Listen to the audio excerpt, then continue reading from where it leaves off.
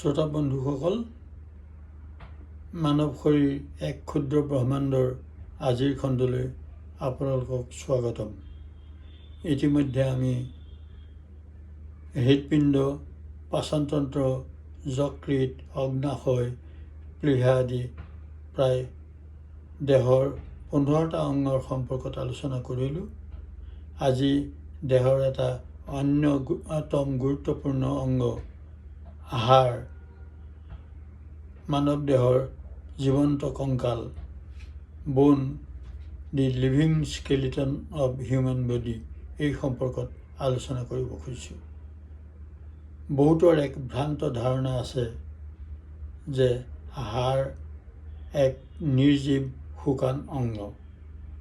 প্ৰকৃতাৰ্থত সেয়া সত্য নহয়। হাড় এক জীৱন্ত অংগ। ই অনবৰতে দেহৰ বিভিন্ন কাম সম্পূৰ্ণ কৰি আহিছে। হাড় গঠন কৰিবৰ কাৰণে 3বিধ কোষে সক্ৰিয়ভাৱে অংশগ্ৰহণ কৰে। সেইখিনি হৈছে অষ্টিঅ'ক্লাষ্ট, অষ্টিঅ'ব্লাষ্ট আৰু অষ্টিঅ'চাইট। প্ৰথমবিধ কোষে বোন মেট্ৰিক্সৰ পৰা হাড় নিৰ্মাণৰ প্ৰাথমিক কামখিনি কৰে। দ্বিতীয়বিধ কোষে এই প্ৰাথমিক কাম কৰাৰ পিছত বোন মেট্ৰিক্সৰ পৰা আমি যিডাল হাড় দেখিছোঁ, সেই হাড়ডাল গঠন কৰাত পূৰ্ণ ভূমিকা কৰে। আৰু তৃতীয়বিধ হৈছে আমাৰ স্থায়ী হাড়ৰ অংগ। প্ৰথমবিধ কোষ সাধাৰণতে অবিৰতভাৱে কাম কৰি প্ৰায় 14 দিন জীয়াই থাকে, তাৰপিছত মৃত্যুমুখত পৰে। দ্বিতীয়বিধ কোষে তদাৰকীৰ কাম কৰে আৰু প্ৰায় 3 মাহ জীয়াই থাকে। তাৰপিছত এই দ্বিতীয়বিধ কোষৰ কিছু কোষ তৃতীয়বিধলৈ পৰিৱৰ্তন হয় আৰু কিছু কোষে মৃত্যুমুখত পৰে। যিখিনি তৃতীয়বিধ কোষলৈ পৰিৱৰ্তন হয়, সেইবিলাকে 1 দশক 2 দশকৰ পৰা ধৰি গোটেই আজীৱনকালো জীয়াই থাকিব পাৰে আৰু কিছুৱে এই 1-2 দশকৰ ভিতৰত কিছু মৃত্যুমুখত পৰে। এই যে হাড়বিলাক গঠন হৈছে, সেই হাড়বিলাকে কেঁচুৱাৰ সময়ত প্ৰায় 270ডাল এনেধৰণৰ হাড় গঠন হয়। কিন্তু বয়স বঢ়াৰ লগে লগে এজন প্ৰাপ্তবয়স্ক মানুহৰ 206ডালহে হাড় থাকেগৈ। তেতিয়াহ'লে 270ৰ পৰা 206ডাল হাড়লৈ কমি আহে, বাকী 64ডাল হাড় ক'লৈ যায়? কেঁচুৱাৰ পৰা যেতিয়া আমি লাহে লাহে বাঢ়িবলৈ ধৰোঁ, প্ৰথমতে বগাবলৈ আৰম্ভ কৰোঁ, তাৰপিছত আমি থিয় হ'বলৈ আৰম্ভ কৰোঁ, তাৰপিছত আমি খোজ কাঢ়িবলৈ আৰম্ভ কৰোঁ। এই যিটো ইভলিউশ্যনেৰী প্ৰক্ৰিয়া, যিটো আমাৰ বৃদ্ধি হয়, সেই বৃদ্ধিৰ লগে লগে হাড়ৰ ভূমিকাও সলনি হ'বলৈ আৰম্ভ কৰে। কিছু হাড় লগ লাগিলে এই নতুন হাড়ৰ সৃষ্টি কৰে আৰু নতুন হাড়ৰ সৃষ্টি কৰাৰ ফলস্বৰূপে আমাৰ হাড়ৰ সংখ্যা কমি আহিব।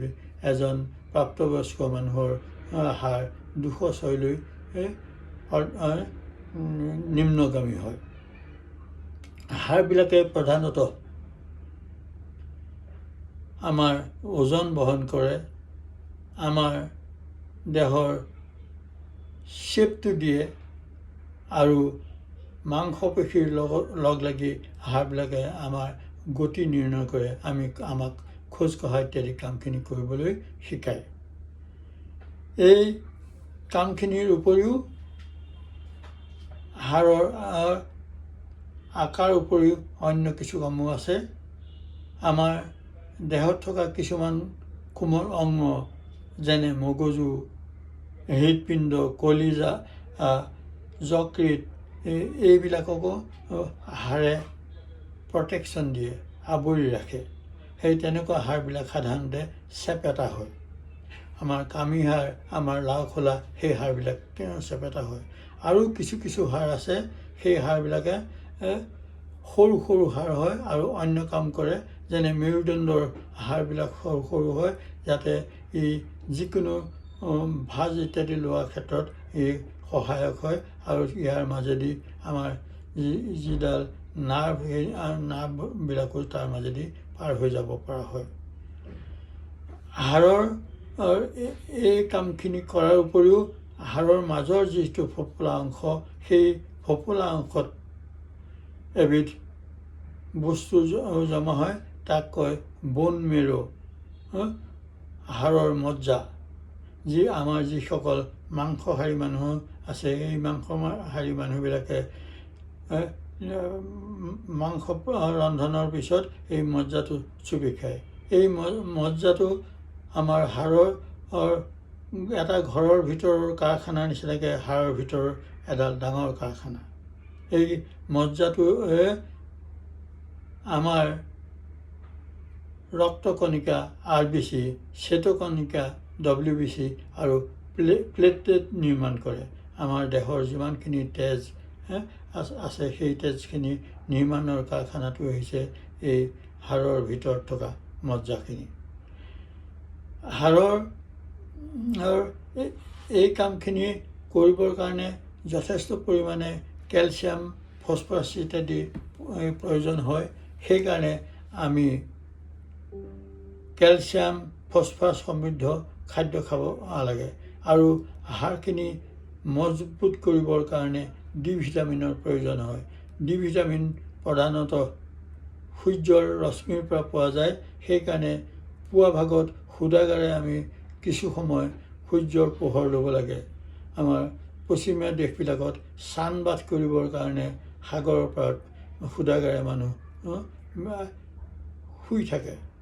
আমি অন্ততঃ সেইখিনি কৰিব নোৱাৰিলেও আমাৰ যিসকল কৃষক আছে, যিসকলে ৰাতিপুৱা হাল বাবলৈ যায়, তেওঁলোকৰ সেই ডি ভিটামিন যথেষ্ট পৰিমাণে পায়। সেইকাৰণে তেওঁলোকৰ হাড়খিনি আমাতকৈ যথেষ্ট শক্তিশালী হয়। আৰু এই সূৰ্যৰ স্নানৰ উপৰিও আমি ডি ভিটামিনযুক্ত খাদ্য খায়ো হাড়ৰ সক্ৰিয় কৰি ৰখাৰ ক্ষেত্ৰত যথেষ্ট সহায়ক হয়। হাড়ৰ মূলতঃ কথা এইখিনিয়েই। আপোনালোকে যদি এই ভিডিঅ'টো ভাল পাইছে, আমাৰ ইউটিউব চেনেল মটিভেশ্যনেল লাৰ্ণিংটো আপোনালোকক ছাবস্ক্ৰাইব কৰিবৰ কাৰণে অনুৰোধ কৰিছোঁ। আপোনালোকৰ লাইক, কমেণ্ট ইত্যাদি আমাৰ প্ৰেৰণাৰ উৎস। আপোনালোকক হাড়ৰ সম্পৰ্কত আজি ইমানখিনি কৈছোঁ। আজি কৈ আমাৰ আজিৰ ভিডিঅ'টো সামৰণি মাৰিছোঁ। অহাবাৰ এক নতুন ভিডিঅ' লৈ অহাৰ প্ৰতিশ্ৰুতিৰে আপোনালোক সকলোকে পুনৰবাৰ ধন্যবাদ জনাইছোঁ। ধন্যবাদ।